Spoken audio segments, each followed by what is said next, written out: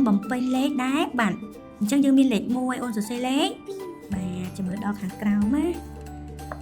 ខាងលើហ្នឹងធំក្លាហានណាចាំមើលដល់ខាងក្រោមអត់ទេលេខ2ចេញមកក្រាលមកណាតា2ហើយដៃមួយអូនទុកសៀវភៅកូនបាទ4ហើយបាទតាអញ្ចឹង5ហើយ